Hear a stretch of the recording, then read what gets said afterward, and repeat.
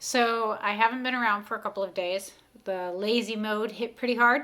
I didn't do much. Uh, so today I'm back at it. Woohoo! And just an update on my situation. I'm pretty healthy. I'm pretty sure whatever I've got going on right now is just allergies, because outside of that, nothing. It only showed up even after I was laying in the sun on my balcony earlier today. So I don't know that it actually is has any correlation to the disease anymore. So, update on when I'm allowed to go back to work, just as kind of FYI. So, once again, I am in quarantine until the 14th of April. And then the day after, as long as I have been at least 48 hours symptom free, I am allowed to go and get tested. I have to have 2 negative tests before I'm allowed back to work, based on Robert Koch Institute information. I have to have both of those tests also be 24 hours separated from each other. So basically, I go on the 15th, I will go to the Uniklinik in Frankfurt and let myself be tested. Sich testen lassen, sorry, that's how you say it in German. I will go get tested in Frankfurt on the 15th and then subsequently on the 16th. And then I still have to wait for my test results. So once my test results both come back and are both negative, then I am technically allowed to go back to work again, as long as everything goes the way it's supposed to.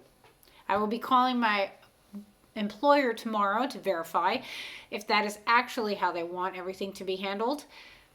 And then if that's not how they want it handled, I'm supposed to call the Gesundheitsamt, the health department, and then they will call my employer and let them know these are the official guidelines. At least that's the impression I got from the person I was just talking to. Other information. Tests, there is a required mask that you wear if you are uninfected immune. Not immune, as in if you've never contracted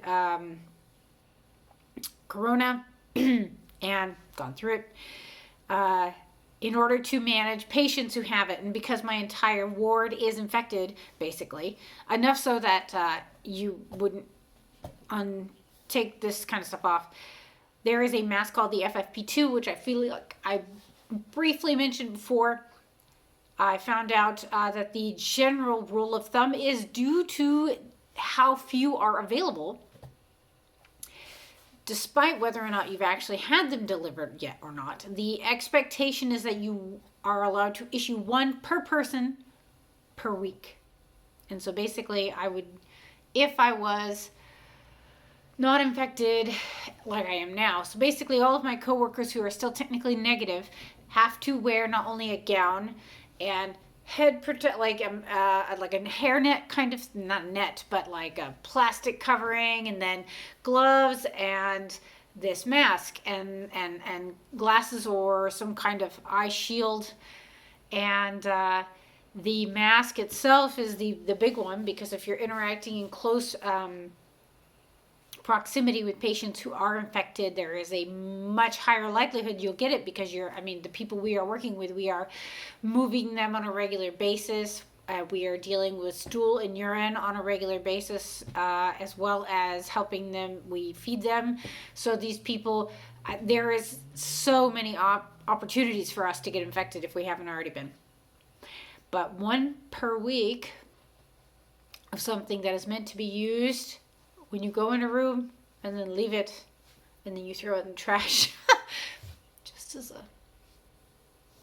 So, also, today I had something humorous happen. I was sleeping really late today for some reason. Don't know. Probably because I've been super lazy the past couple of days. But I was woken up by my doorbell ringing, which freaked me out. I thought somebody was coming in from downstairs or whatever.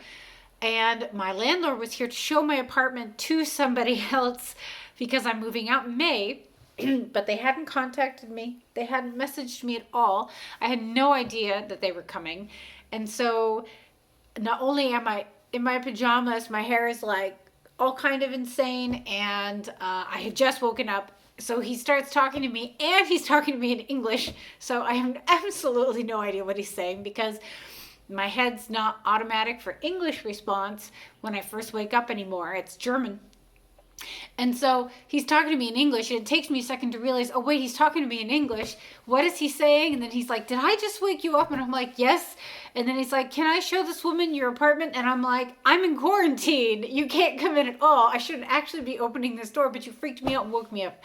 It was 10:40 a.m., so I realized it was late. However, considering the fact that most of my work schedules tend to let me get home around right before midnight or midnight, it's not uncommon for me to get up between like 9:30 and 10, and so sleeping in another hour isn't that weird for me. Yeah, so that was a rude awakening. However, it did make sure that I was ready to go by the time my laptop showed up, and my laptop is now here. So I am super stoked, super happy, and I would like to briefly mention, oh my God, laptops are so much easier to set up than they used to be. For some reason, I remember it taking a lot more effort and or work, and nowadays it's just kind of like ding, ding, ding, ding, ding, and let's go. So, yeah. Now, numbers, I'm going to mention them today only for Germany, because I don't want to look at American numbers still. It's so stressful. So Hessen has, based on the Robert Koch Institute, over 5,000 infected and 100 deaths today. Germany on the whole has over 100,000 infected and 2,107. Just looking back at my numbers from earlier in the week, the total number of deaths in 5 days have doubled in Hessen and in Germany. So, 5 days doubling, not quite exponential anymore, but we'll see. So, see you guys later.